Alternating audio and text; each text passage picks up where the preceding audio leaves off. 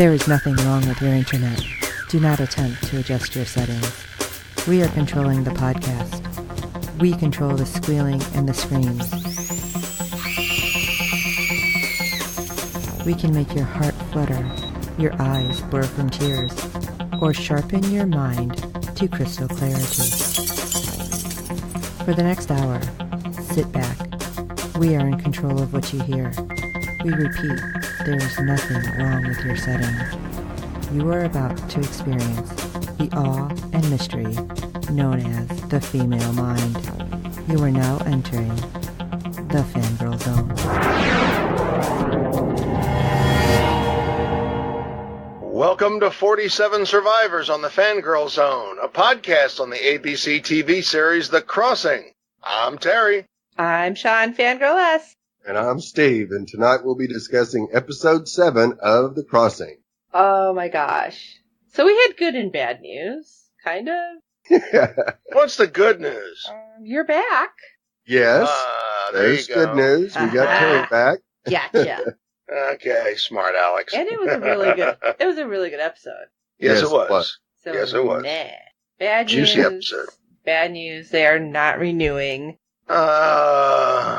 But you know what? I mean, honestly, with everything we've seen, with all of these other shows getting picked up either by other networks or streaming, you never know. Something might happen, or they might realize that it was okay and bring it back mid-season. There's been weirder things that have been happening lately, so... Oh, absolutely. Yeah. We never know. It might have a super strong finish, and they might change their mind. Right. So, that being said, let's talk about ratings, shall we? All right, Episode 7 brought in a 0.5 and a 2 share in adults 18 to 49 with 3.71 million viewers. And the Live Plus 7s have been delayed due to who the hell knows with Nielsen. Maybe anymore. A cat was in there and unplugged something? I don't know. Maybe an apex attacked their offices and... Yeah, there you go. It was that friggin' bunny. Oh my gosh. Alright, so episode 7. Who's gonna take us in? I'll take us in since I've been away for a little bit. So let's talk about episode 7. It's titled Some Dreamers of the Golden Dream. We start off here with tensions in the camp rise.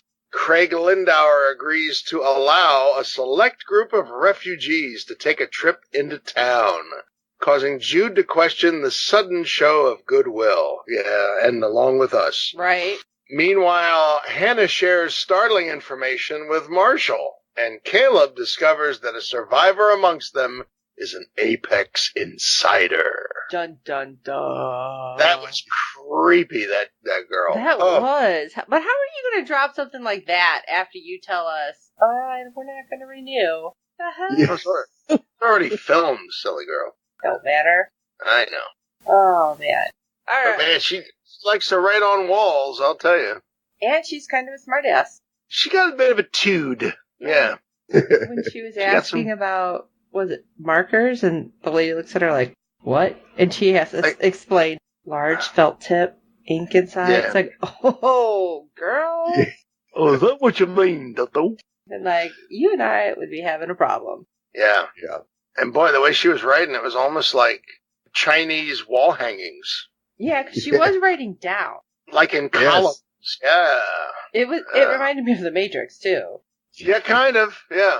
Yeah. And the first couple of letters we saw to me looked like a B, kind of sort of a B and an I, and then we didn't see the rest. And the next thing is they're looking in, and it was like, this girl's a little obsessed. Well, plus nobody knew what it was, which I thought was kind of strange. Caleb did. Well, yeah. Okay, I feel like we're jumping way ahead, though. We're at the end already. Okay, that's skip to thanks for listening, everybody. Yeah, there it is. Thanks for joining us. Yeah, hi. Have you met us yet? Yeah. Let's start some general discussion. I guess I'll take this one as well. Something we're going to call the mental chess match. Jude versus Lindauer. I love the two scenes where Lindauer's getting arrested, and then Jude is questioning him and antagonizing him at the station. Love these scenes. Man, I wanted to slap Lindauer so I don't know what it is with our shows lately. Like, Steve and I talk, and I just sound like an angry person all the time. Because almost every show, I want to slap somebody. And Lindauer is that guy this show. Welcome to our new network, Cranky Fangirl Zone. Right? She's hangry all the time. He's hangry. Have a Schnickers. So Lindauer is trying to spin this that Jude is trying to dramatize this small town life. So obviously, Lindauer, no big surprise here. He's deputy undersecretary. He's got access to all kinds of files and anybody he wants. So clearly he knows Jude's background. Oh, absolutely he does. So he kind of regurgitates that up to Jude. And that made me worried. Because I'm like, oh crap, what's he trying to say? Like, I could, I know all this and you know nothing. And, well, I mean, basically, yeah, I know that's what he's trying to say. But, like, I feel like it's more, and I don't know, like, how to word what I'm saying. He's trying to play mind games and really wordplay with Jude. In other words, all the crap you went through, and you were trying to, and we got more of that story in this episode about the backstory. Right. And so now he's saying, in essence, not in so many words, you went after somebody who was a higher up from you. Now you're going after a deputy undersecretary who would be in America above you. So you're kind of like barking up the same tree again. You sure you really want to do that? Yeah. And then, in of course, his smug little way. Yeah. And I love Jude. And Jude's like, what was it? I don't quit, or I can't stop, or something like that. And it was like, yeah. Yeah, I don't know. He got me really worried about Jude's family now. I mean, we already had that happen previously. Yeah. But now I feel like this guy can really follow through. Yeah. Oh, absolutely, Lindauer could. And Jude has said to him that he's one of the first arrivals. Lindauer doesn't deny it. So he's got that nailed, which we already knew. But Jude basically says that to him, and Lindauer doesn't even flinch. So, well, you could be this, or you could have been one of them. Which he actually accuses him of being complicit in Emma's disappearance as well. Yeah. Does it really hurt more because she's a friend of yours? Yeah. Yeah, I was like, whoa! So it was like this mental chess match, also a verbal chess match. It was really just lobbing bombs across at each other. It was awesome. Oh, it was beautiful. It was so beautiful. And really, to me, except for the fact that Lindauer got released, thanks to the mayor, I rolled my eyes so hard with that. I'm like, God. It was practically like a draw. Like they fought to the draw. It was really good. So yeah, the mayor's the one that breaks this all up, and she's kind of like, I got this weird call, and Jude's like, I got this guy here, and she's like, you got a reason or something or other? He's like, I got questions, and they're going back and forth. So he's having, not as intense, but a little bit of a back and forth with the mayor who goes into the room.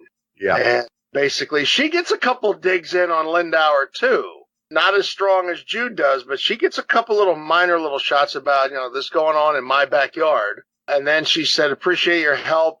I forget the line, but something like, even though, it came after the fact, or even though it was offered afterward, or something to that effect. Right, yeah. So she kind of, well, let's have a tour of the town. Yeah.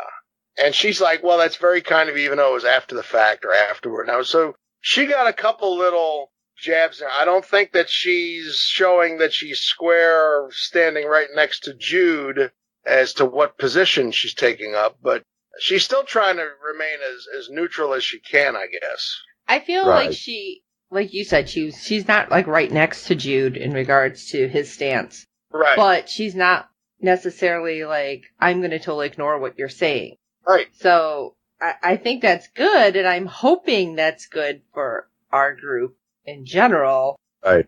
But I don't know, I feel like Lindauer is so slimy. Oh, he is. And I think she was kind of on the fence. Maybe in normal circumstances would side with Jude because he's the sheriff, she's the mayor. But I think when he tells her about the camp, she's like, nobody's up there, whatever. He said, yeah, they are, and I think that kind of tilts her a little bit in Jude's direction. Not enough to say, it would be a 2-on-1 mental chess match. But, I think, and if she digs in for any more information, as long as she doesn't go to Department of Homeland Security, to get it.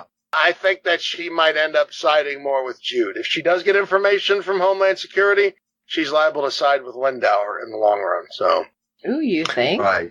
and then Do you Lindauer. think the whole thing was planned from the beginning by Lindauer? You- That he figured that Jude would find some reason to arrest him the night before, and he still wanted to have this tour of the town with certain specific people so that he could get what he wanted. Oh, I didn't You mean even think about You that. mean Lindauer or Jude? Yes. Yes, this was a masterful setup, I think, because of how it played out. And later on, when Jude's back at the office, he goes, "This was way too easy." And he was right, because it was. Yeah, that's true.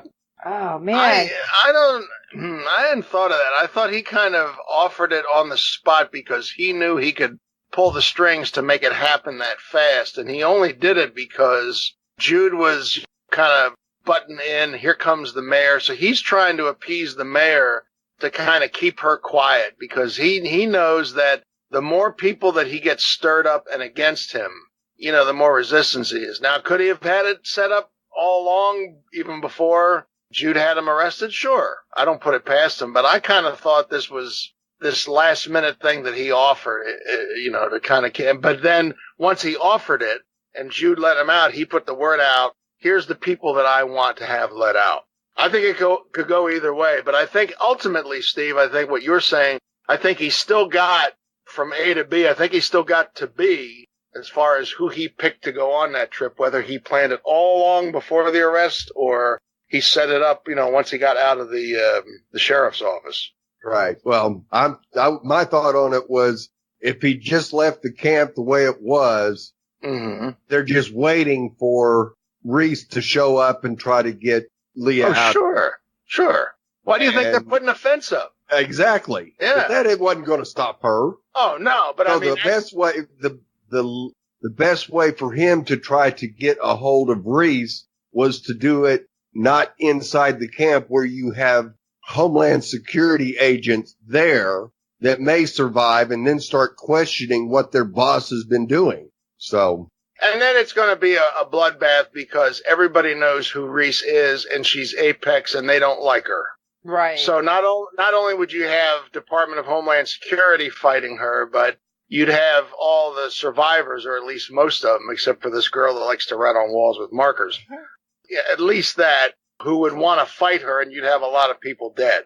So, that whole thing about where the DHS people were telling, it's for your protection, and they're like, well, Caleb's like, well, you're really locking us in here, really could have been either way, just crap that they're told to tell the survivors, or really, that really is to kind of keep her out. Right. So, and then, like you said, later that evening, he's sitting in the office, and he's like, that whole thing was just way too easy. Which Not it knowing was. what's going on with Reese and Leah. And by the way, just as a point of order here, maybe it's not uniform across the entire United States. Are there a lot of public toilets that have lids to them? I only know them that just have the seat that you can have down or lift up, and then the bowl, and then you got the plumbing behind it. But Okay, Leah, I thought I was the only one who caught that, because I'm like... I was like, that's a solid lid like you'd have at home. What's that doing in a public bathroom? Right. So I don't know. Is that something in your guys' necks of the woods that... No. No. Okay. All right. Okay, good. We're all on board. No. Yeah. Anybody from around the world who want to chime in, please tell us what your country does for public restrooms. We'd be interested to hear. Please write us. Yeah. Next feedback, Fred. Let us know. All right. Let's talk about the tour of the town. A 3-hour tour. Let's start first with our fun little trio. Our Yeah. semi-love triangle, shall we call them? Hannah, Marshall, and Roy. Bomb it. So, surprisingly, Hannah got chosen. Now, like you were saying, there were certain people that they were going to pick. I'm guessing Hannah may actually have been completely random because I they think don't so. know anything that happened previously. Right. Yeah. I think everybody was completely random except for Rebecca and Leah. Okay. And And certainly they weren't going to let Caleb and Leah go. It had to be Rebecca. Okay. And certainly Like she it would. wouldn't fight. Yeah. And certainly Hannah would be a random pick because Caleb was the one that got caught with the phone. Right.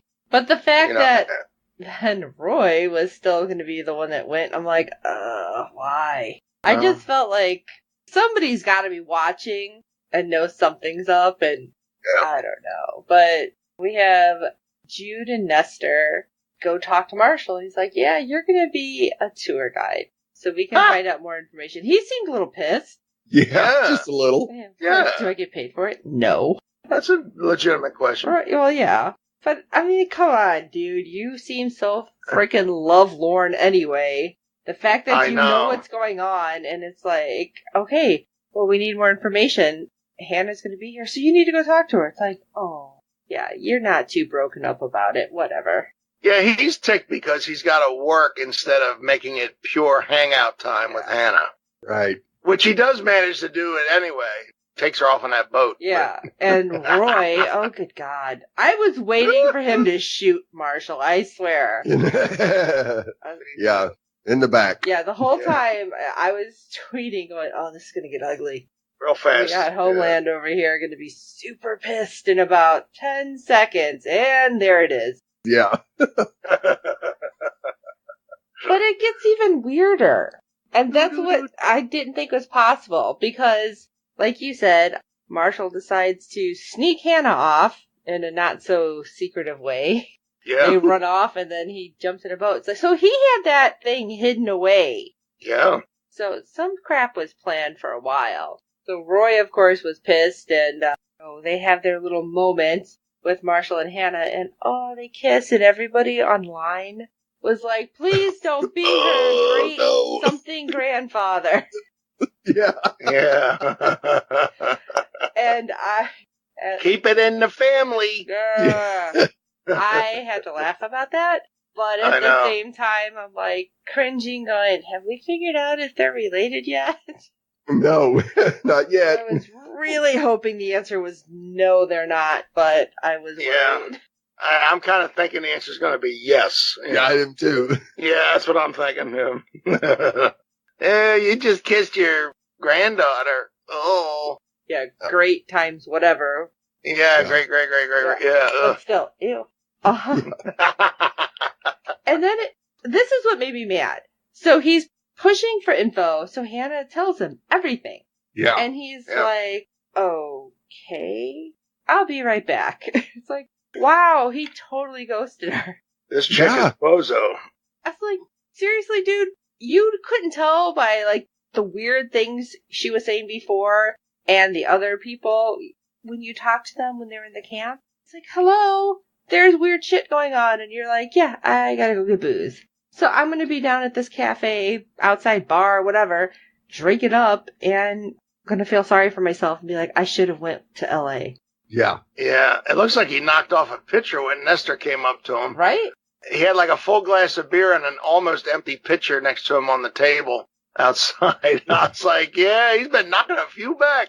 And what kills me is then you left Hannah there. She has no idea where the hell she is. Right. But somehow she finds her way back, I guess, to the pier or whatever, where everybody is. And I'm sitting there like, that is the biggest, like, dick move.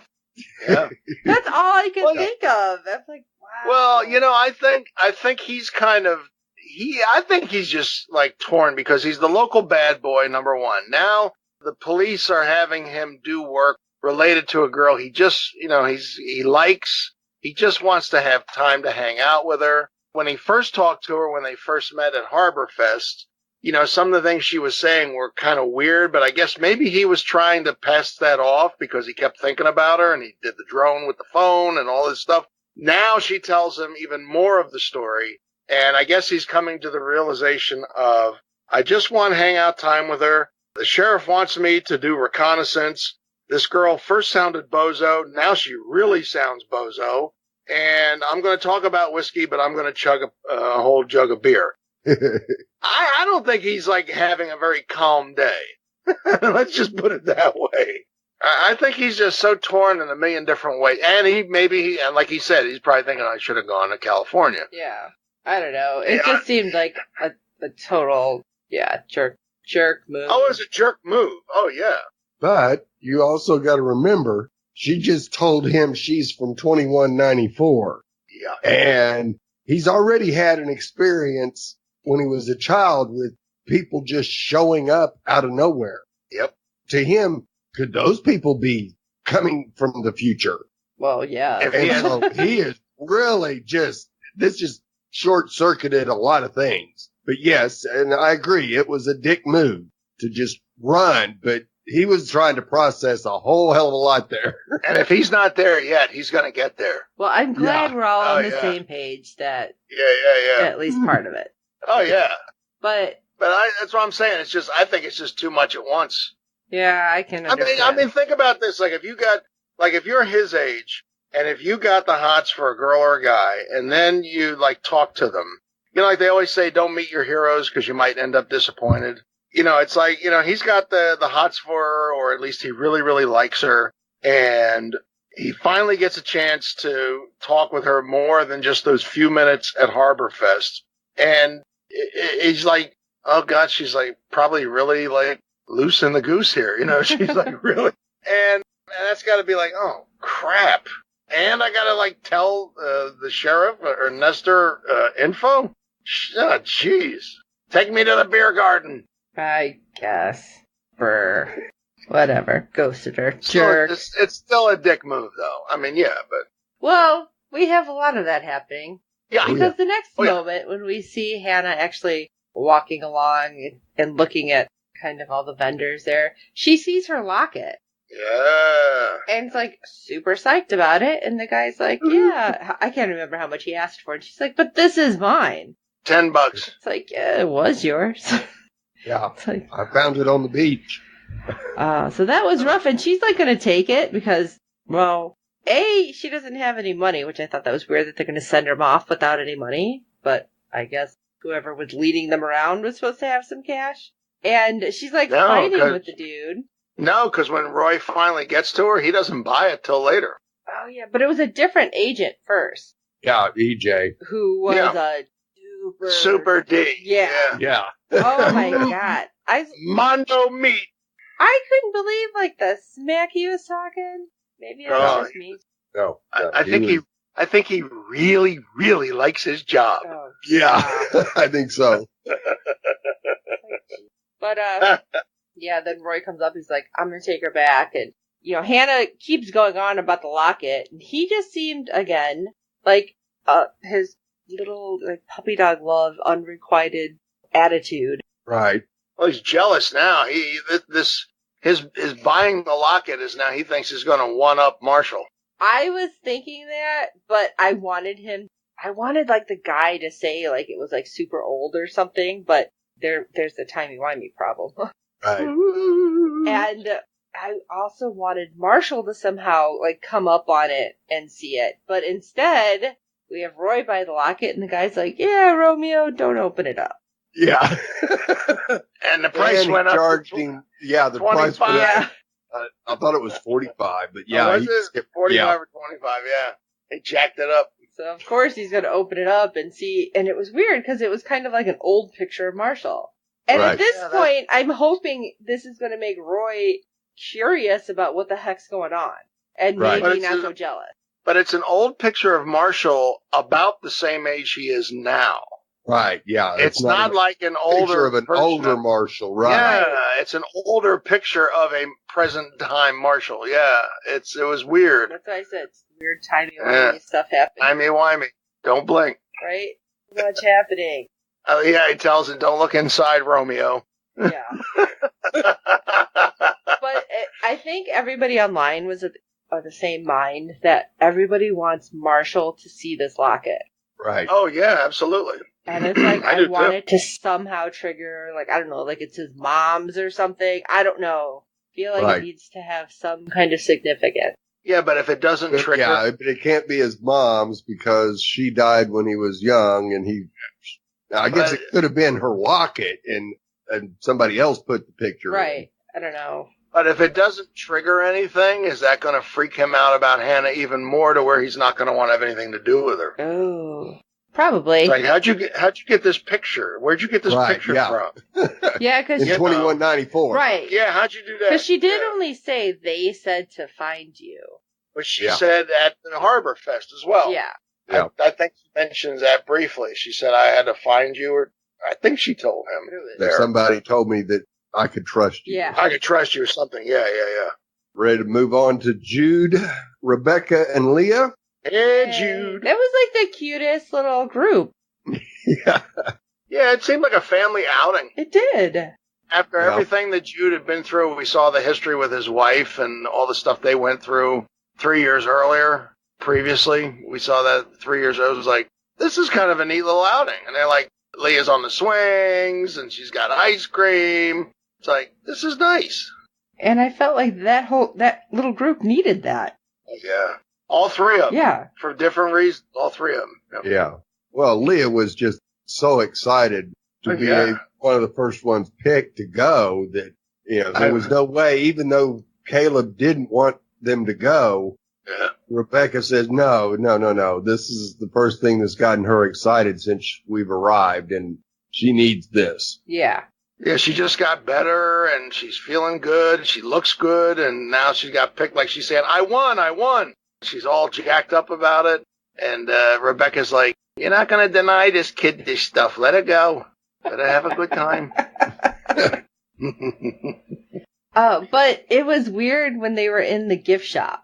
Who was that guy? Was that the guy, the fisherman that had? Yep. Okay, I wasn't 100%. Yeah. Yep, that's the guy who pulled Reese out of the water. Okay. And hooked her up with the guy to get the credentials. Russian mafia, yeah. Yeah. Gotcha. Yeah. And he's got a special postcard just for her. Here, you'll like this. And I'm like, what the hell is that? Because that was the first time we see the writing. Yes. But she seemed to know what it meant. You go, okay, that must be Apex writing. Gotta be. So they got their own alphabet now. Yeah.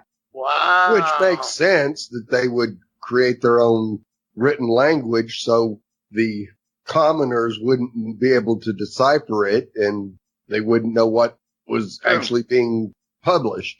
True. Very true. Yep. So, of course, she hides that postcard from Rebecca and Leah. Mm-hmm.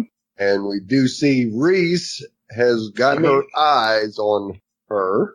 Yep. So it's just a matter of time. The swing scene was absolutely fantastic. That was cool. That really was cool. The way Jude helped her figure out how to swing. It was a little bit sad, too, that she was never, I guess, able to be like a little kid. Right. Yeah. It's like, oh. I like when she first walks up to it. She's like, it looks kind of scary. Yeah. But I'm thinking, like a kid, if they saw other kids that might be a little bit bigger than them on swings, they might say that. But she was about the same age as the other kids. Right. So she never, like you said, never had the chance to be a kid, never experienced. What the heck kind of fun do the kids have in the future? Well, she did have to be hidden away. None. Right. I mean, she picked it up real quick. Were branded and turned into slay. So she picked it up really quick. Even Jude said, "Oh, you're a natural. You got it." Yeah. She was smiling like the biggest grin. It was neat. And of course, they pass a painted mural of the whale jumping out of the water. A very cool mural, by the way. Yes, happens to match her postcard, so Whoa. She asks to go to the bathroom. With a lid on it. Yeah.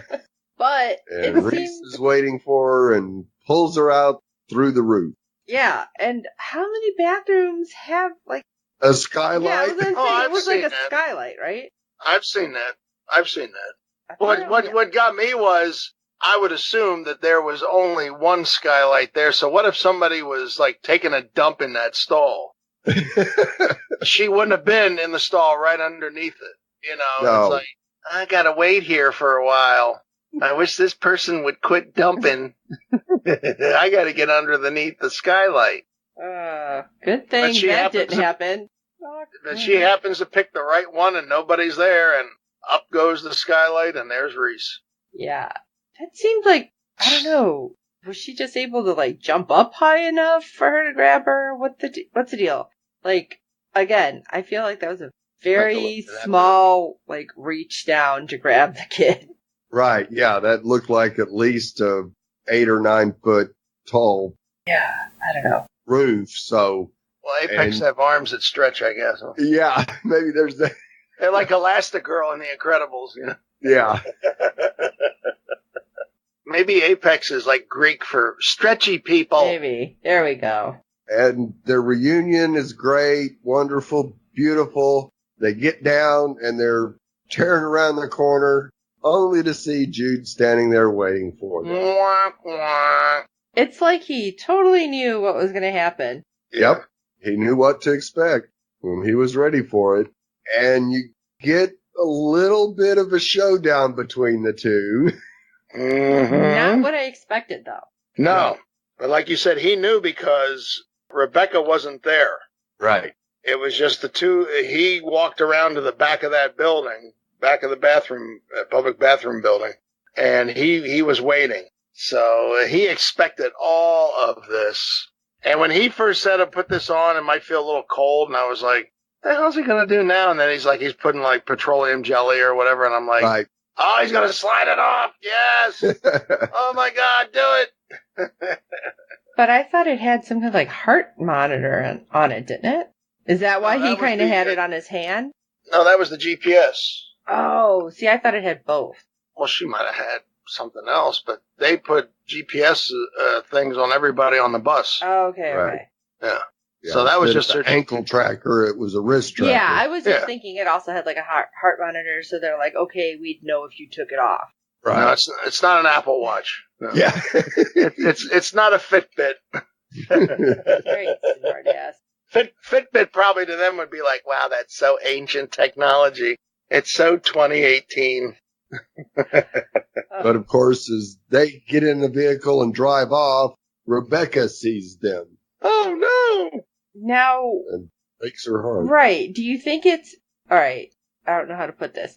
Do you think she was more upset that Jude let it happen, let Leah go back to her mom, who she doesn't like her mom because she just knows she's an Apex, or because Leah reminded her so much of her child? I think it was probably a combination of both. Oh, okay. I would lean more towards A, what you said. Then again, it could be like if the two of them together, like Wonder Twins, like if the two of them together can do something that Reese can't do by herself, which is, I can't imagine what, because she seems pretty strong and resourceful Yeah. on her own. Maybe that's what she's worried about, or she knows that Reese would end up using her kid as a bargaining chip, if she's really ruthless enough. See, that's kind of what I thought. I could see how it could be reminding her of her own child, but because she was saying something Jude, about you don't know what you did, you don't know what you've done, and I'm thinking, Right. All this time we've been saying they got to get together so she can give Leah a cure. Right. Once they established several episodes back that she could do that. Now it's like, is that the only reason? And now they're together. That's all fine and dandy. Well, it was all fine and dandy. Or can they do something together that they can't separate? Who knows? I mean, that's questions. Always. So, And Rebecca, by the way, Jude is trying to get some info out of her, the sidebar on the trip with the three of them, and she's like, I can't talk about it. Right. And Jude kind of drops a few hints like, I know, like, from when you are. Yeah. I was like, yay, Doctor Who.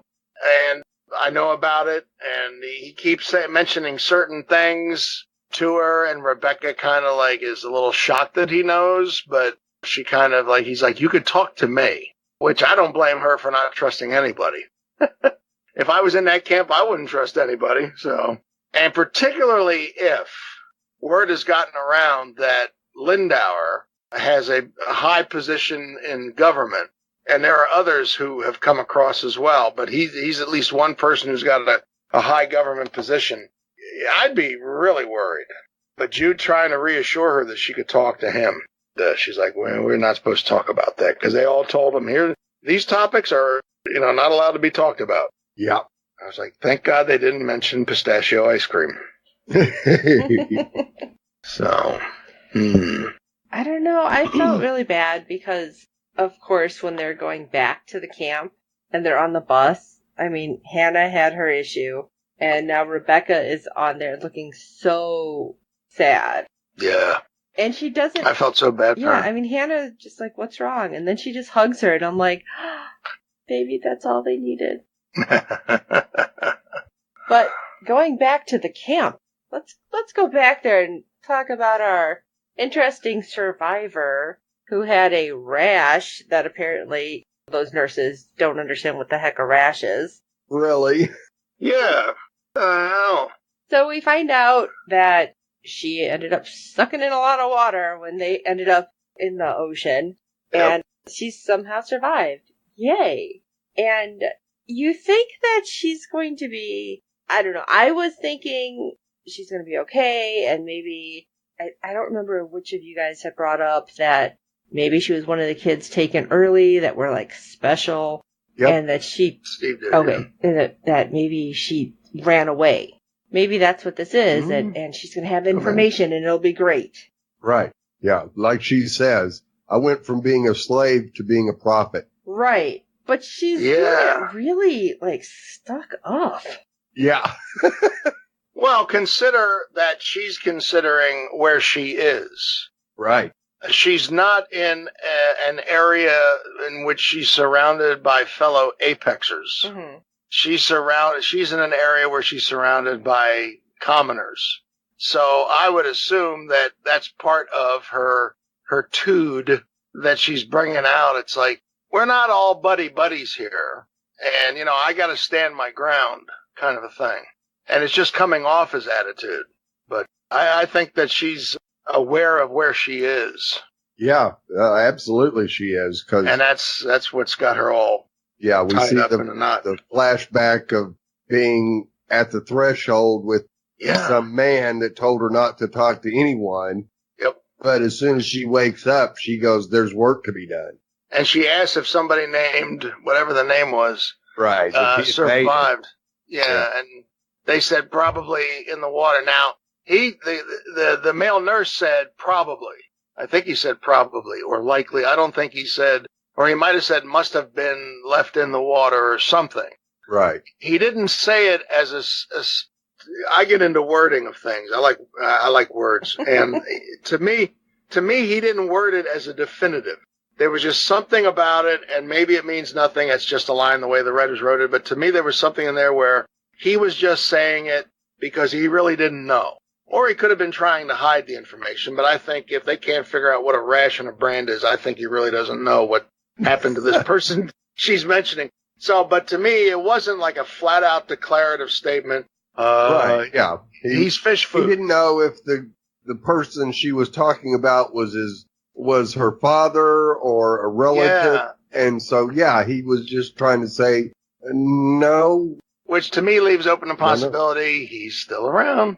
It's possible, yes. Yeah. Could have washed up somewhere else. Yeah, could be. Never know. You never know. That could be something else we're going to see. But yeah, she right away said, she got work to do. And what's your work to? I'm going to redecorate my cabin. Obviously. Oh, dang. And it was weird that nobody else recognized what was being written, though. I mean, I understand, like you guys said, maybe they had their own language, but you would think that they would know what it was, if not understanding what it said. Right. But the only person who knew was Caleb.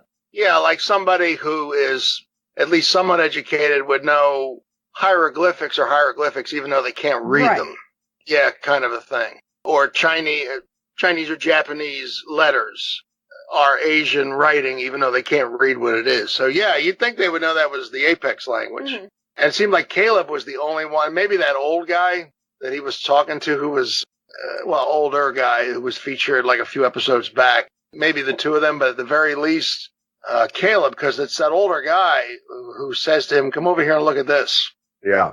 So at least the two of them, I'm guessing. I don't think it's just Caleb, unless the guy was like, it could be, hey, Caleb's a smart guy. He might know what this is. So I'm going to show him, but I'm kind of guessing maybe the two of them know what it is. So one or two people at least know. And definitely Caleb. So hopefully we'll find out next week. Whee! But let's talk about Reese. Which of you gentlemen would like to talk about what happened? Because I was super ticked. I'll jump on this one. So at the hotel, Reese, after she's escaped with Leah, is having a really nice time just hanging out in the hotel room and probably spending some of that money she had in the duffel bag and that she got from the bank. She wasn't I love lying. I love Nestor standing there going, "Oh, that can't be good." So she's there and she's got this match. She's like, "All right, we're going to play a game. And you pick different cities and you tell me what living at each of those cities would be like. And then we'll pick one that you think we should go to." So Leia's like, "Okay." She goes right into it. And what was the first squared butt? Yeah. The way it was spelled, it's really probably Butte. Yeah, it is. Yeah. It was. But So she's still. like, "Here's a town called Squared Butt." I was like, that's a total kid move. I like that. You know, She doesn't and all even this know stuff. about SpongeBob. No. No. And then Reese, like, at first, like, she puts that look on her face, and I'm thinking, oh, she senses somebody's coming. Then comes the sound effect where there's, like, this buzzing noise. Yep. And I was like, what the hell is this? And we earlier see some couple of creepy dudes sitting in, like, this dark room with radar, like, tracking device on a screen kind of thing. And she hears this buzzing. And I was like, uh-oh. And she just leans back, reaches for Leia's bunny, almost gives Leia a heart attack. She rips it apart. And sure enough, right inside the bunny, there is a tracking device. I was so mad that they did that. Yeah, me too. But you had to know something was going to happen with that because earlier, before they got on the bus, Reese has got her big gun ready to just take everybody out. Until And she just sees before she pulls the trigger, she happens to catch in the corner of her eye one of them walking up, and she sees that guy hand the bunny to Leah and then watches her get on the bus. Yeah. So he just picked it up off the ground and handed it to her. So somebody stuck it in there beforehand. Oh, absolutely. I don't think it was that agent there who picked it up off the ground. I think it was somebody ahead of time, yeah. Because all he did was just lean over. It looked like he kind of brushed it off a little, whatever, and then he hands it to her. First, I remember when she first sees it, and she's kind of looking at it like, what's this? And it's like, I think they call it a rabbit. And she's kind of like looking at it funny. Now she's like all into it. Yeah. And so when Reese rips the head off, Leah's like, "You killed my bunny! Mommy, you're a murderer! You committed bunnycide!" So she grabs a gun and grabs Leah, and they hightail it out of the room into the car, and they don't get very far. They really don't. The car is shot at. I don't know, was that like something they ran over the road that gave the flat, or they shot the tire? To me, it was I like think it they was ran over something. Oh crap! What's it called? Those spikes they throw on the road. Spike strip. Spike strip, that's it.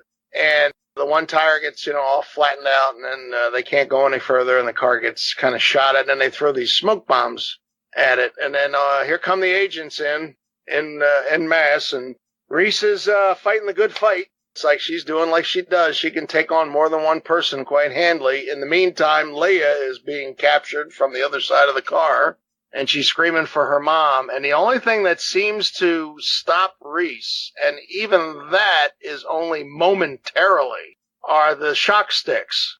Right.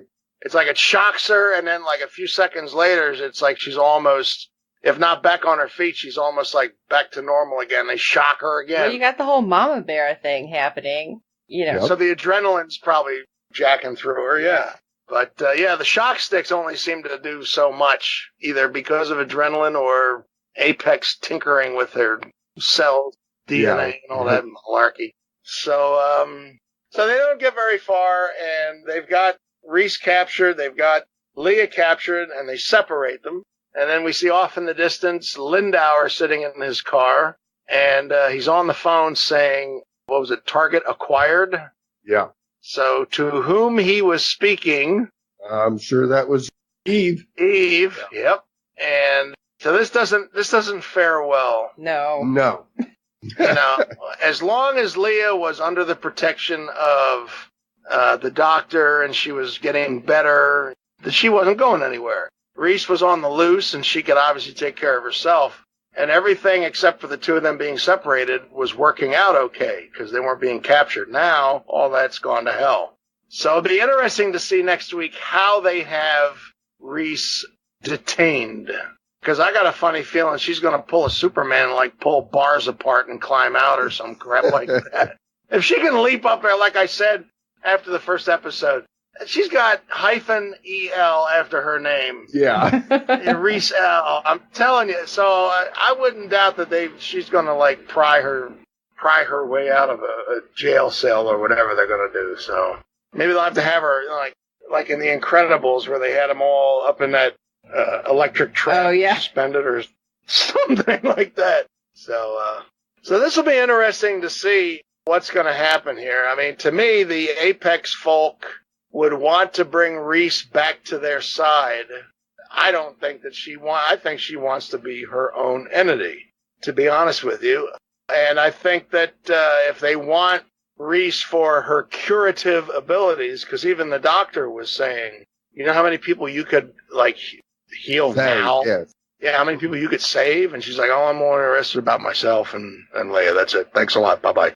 Bug off. And it doesn't fare too well for the doctor. Yeah, I don't know. It could be that they just, they're going to try to convince her to come back to their side. Maybe we're going to get a little backstory if indeed she is running Renegade from the Apex people and she's an Apex herself. Maybe we'll get a little more backstory there. Right. A little more flash forward when she was with Leia in the house that she and the guy she was married to where they were staying that we saw several episodes back. So it'll be interesting to see what's going to go down. So many things that could happen. And we only have 4 episodes left, though. Sad. But anyway, let's talk about something better. Hey, Steve. Chocolate chip cookies. Well, that too. But Steve, did we get any feedback this week? Oh, we sure did. Our best friend from the Netherlands, Fred, sent us some audio feedback. So let's take a listen. Hello, Fangirl Zone podcasters. This is Fred with some feedback for the 47 Survivor podcast for Season 1, Episode 7 of The Crossing. First off, I was watching the latest episode, so Episode 7, the one we are going to talk about today, and I suddenly thought, hey, there is Jessica. Who the heck is Jessica for people who are not watching Timeless? Timeless had this finale of Season 2, and Jessica is one of the medium role players in the NBC series Timeless. Why did I think that? I saw Mayor Vanessa Conway and I really thought she was her. And then I looked it up and found out that the actress that is playing Jessica in Timeless is Tonya Glantz, and she wasn't the mayor. The mayor was somebody else. The mayor was Natalie Brown. So I put a poll on, but not many people reacted. To compare these two women and if people would agree if they look alike. I was asking also what you thought of this mix-up. Was it understandable? Or would you say, hey Fred, you like crossovers so much that you see them everywhere, even if they are not there.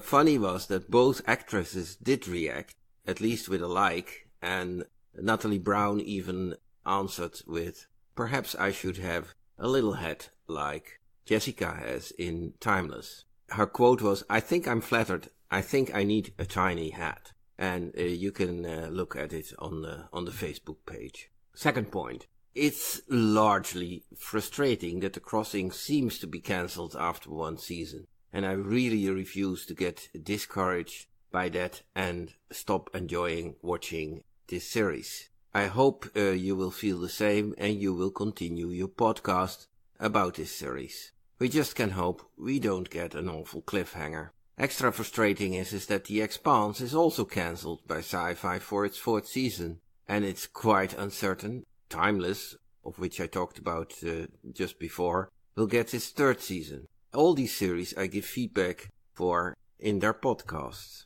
Today is the 20th of May, so I hope when you are recording the podcast for this 7th episode of The Crossing, we will have some news about The Expanse and Timeless. My hopes for The Crossing are unfortunately quite low. Not because I like that show less, but because it has a much smaller fan base, I think. The third point I want to make is I want to get back at a discussion in the podcast of episode 5, where I said it was quite unlikely that Eve would have had a child looking 50 plus. And the two of you said... Talking about, so I mean, it's still a new baby. Right. Because if you're thinking she's in her 50s, that's not exactly too far-fetched. True. But maybe she didn't have a kid. And of course, that was also 10 years ago, so.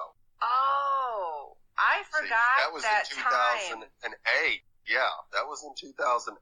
They had that discussion on the steps. Okay. And mentions the baby, so. Okay, so she would have been maybe in her 30s, early 40s. Okay, you know what? Then it may well be her kid. I was thinking, like, I just totally mixed that timeline. Right.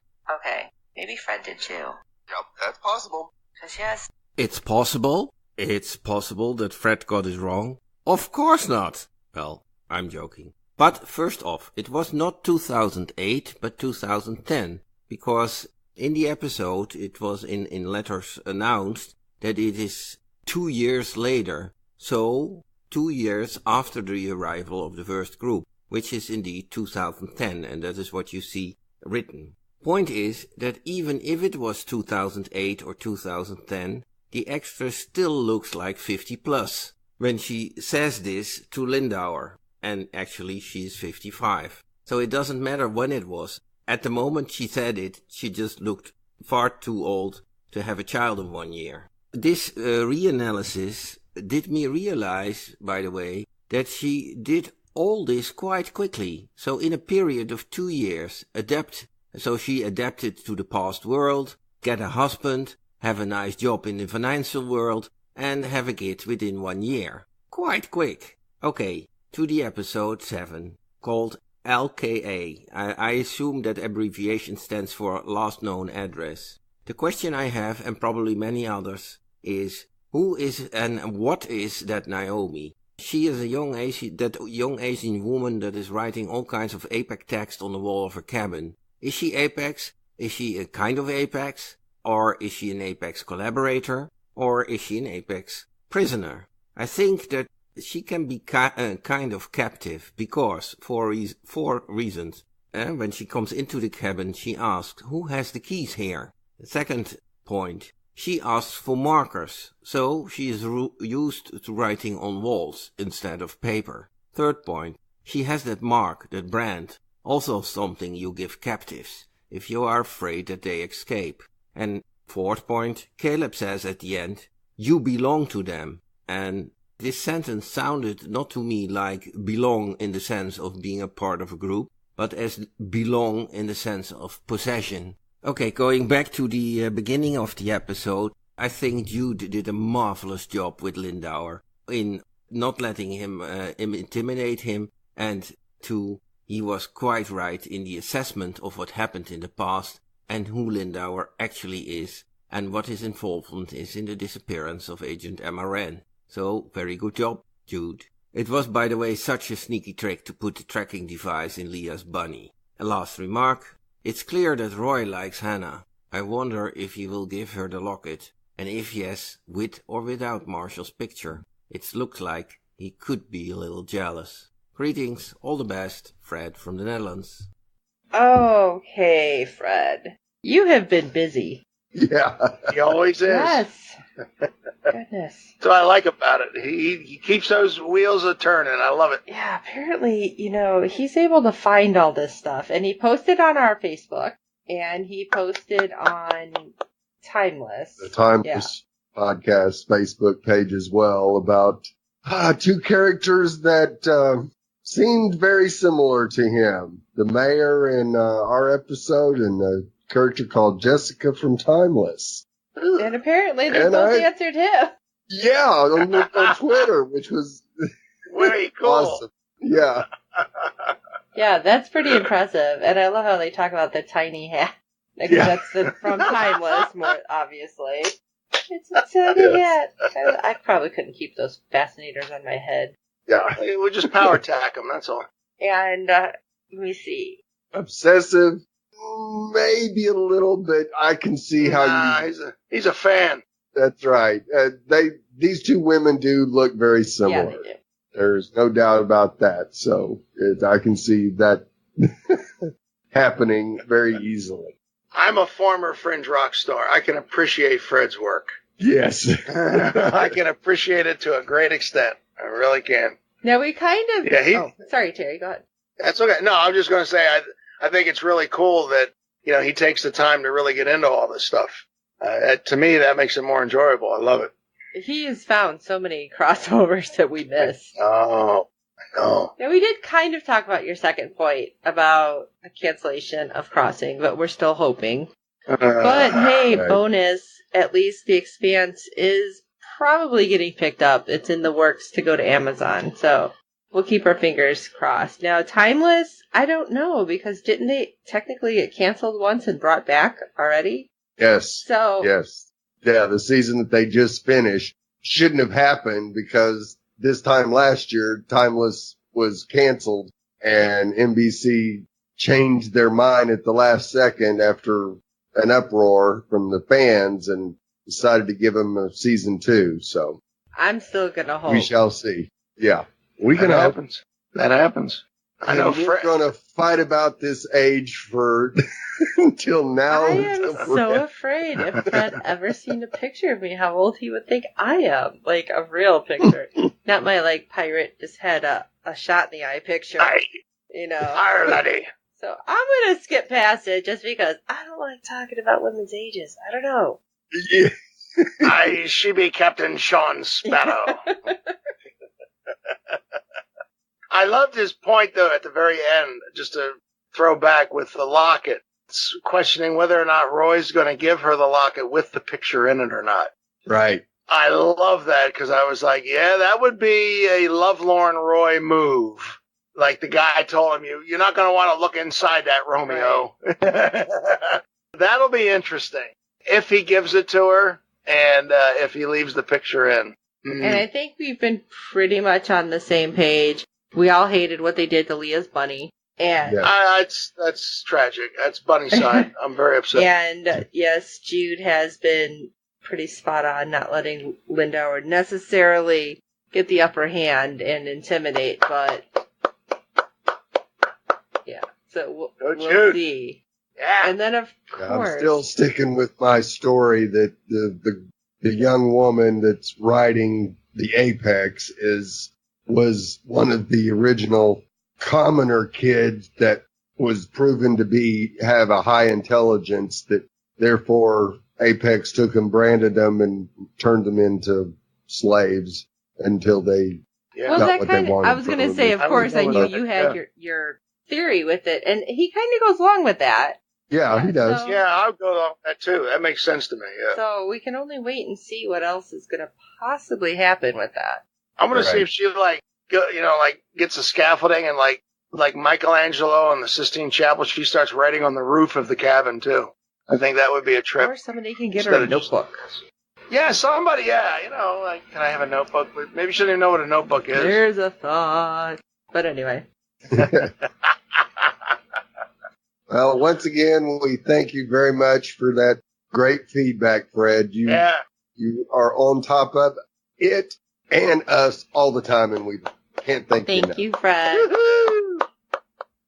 And we also want to thank everyone on Twitter who is involved in live tweeting the show. It's always a blast to talk back and forth with you guys, and we just can't say thanks enough for all the enjoyment we get from your responses and replies. Fantastic stuff. Thanks a lot. Thank you.